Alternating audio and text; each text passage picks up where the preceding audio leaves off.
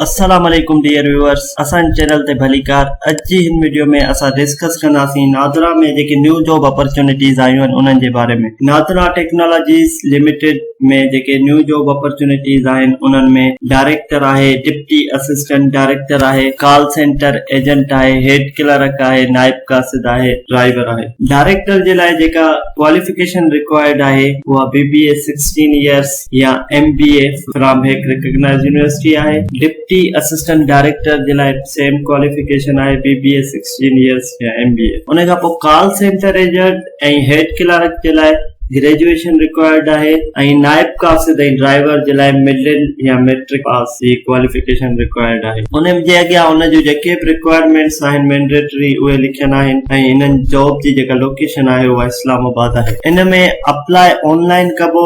Online apply करण जे लाइ तव्हां www.nadra.gov.pk/careers URL सर्च कंदा ऐं पोइ नादरा जी कैरियर्स जी वेबसाइट ते वञी पंहिंजो फॉर्म फिल कंदा। अचो त ॾिसूं था इहो फॉर्म किथे ऐं कीअं फिल थींदो। सभिनी खां पहिरियां असां URL सर्च कंदासीं www.nadra.gov.pk/careers।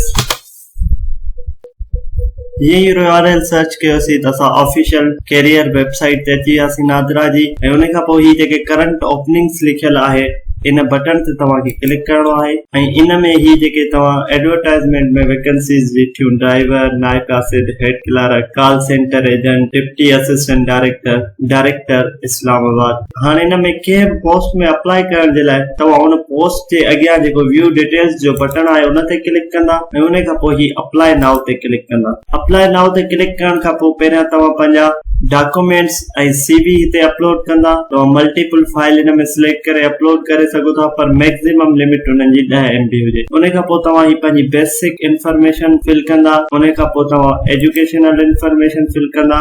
उन खां पोइ तव्हां वर्क एक्सपीरियंस फिल कंदा ऐं उन खां पोइ कॉन्टेक्ट डिटेल्स ॾींदा त तव्हां जो फॉर्म फिल थी वेंदो। पोइ तव्हां फॉर्म सबमिट कंदा। उम्मीद था कयूं तव्हांखे सम्झ में अची वियो हूंदो ही नादरा में जेके न्यू जॉब्स आयूं आहिनि इन्हनि में कीअं अप्लाई कजे।